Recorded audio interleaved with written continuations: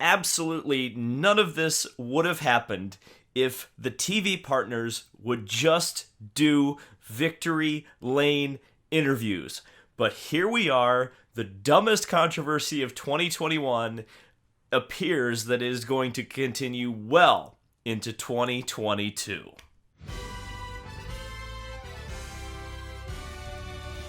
So I've never talked about this controversy on this channel, and I really don't want to start making a habit of it, but this is too spicy not to pass up here. Brandon Brown announced today that after just recently coming out to the mainstream media saying that the Let's Go Brandon meme that spawned out of his first win, really at no fault of his own, had cost him a lot of sponsorship opportunities for 2022. However, that announcement today announced a new sponsor based on that very meme. Now, it's called LGB Coin, and coming from the press release, it is described as a new decentralized meme cryptocurrency similar to other meme coins and tokens such as Dogecoin and Shiba Inu. Remember, Reddit, this is all your fault. This is a quote directly from James Kontoulis, the LGB coin HODler, and founder of the Typhoon Capital Management. And he said, if we do our job right, when you think of us, you'll hear, let's go Brandon, and think and feel, let's go America.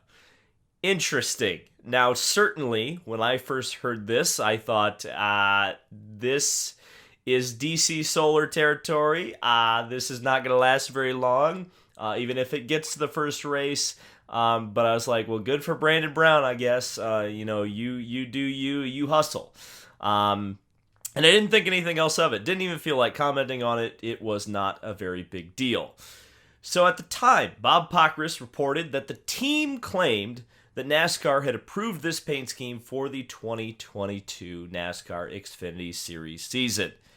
6 hours later, Jim Utter was the first to report that NASCAR themselves had claimed that the team had jumped the gun and that the scheme was not approved. Pockrass chimed in after this and said this, update, NASCAR says it has not yet approved the scheme. All paint schemes must be approved. Sponsorship needs to go through a formal process which has not yet occurred. Processes/decisions would likely occur in the next couple of weeks or so. Oh boy, this gets to be a story for at least the next couple of weeks. And oh, by the way, that'll be most of the lead up to the Daytona 500. Way to go here, guys. But then the plot thickened. We had a response from a man named Colin Fern, who works for Brandon Brown's team, claiming this, that NASCAR approved the sponsor and the design whilst asking for more number contrast. It took 6 hours for NASCAR to say that the sponsor and design was not approved when allegedly they told the team that it was approved. What in the heck is going on here? Because there is clearly, I don't want to say someone's lying, because there is a possibility that this is an innocent misunderstanding. There's no doubt about it. But the 6 hours stands out to me because I feel like NASCAR would not have been unaware that this announcement was going to happen. And even if they were unaware of it, it's not a super difficult process to send out a press briefing or send a text to Bob Pockrass and say, hey, that's not true. The fact that it took 6 hours is very suspicious to me. And there's a couple of possibilities, right? So the first possibility is, again, it's the holiday season. People may be out of the office. Maybe NASCAR didn't think it was such a big deal until it was a big deal, and certainly there has been a lot of social media backlash about this sponsor. So they sent text utter and Pockrass and, some of their favorite guys and say, hey, that's not true. Okay. The other possibility is that Brandon Brown's team is telling the truth, and that is that the sponsor was approved, and then NASCAR backpedaled on it and said, oh no, we did not approve that sponsor.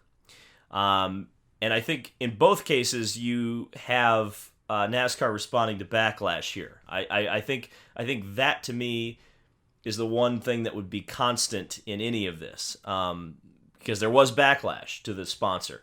The question is, was there ever an approval in the first place?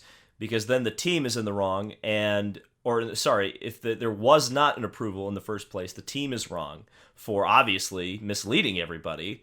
But by the same token, NASCAR would have misled everybody if they just sat around and let everybody think that this was approved and then say it's not approved.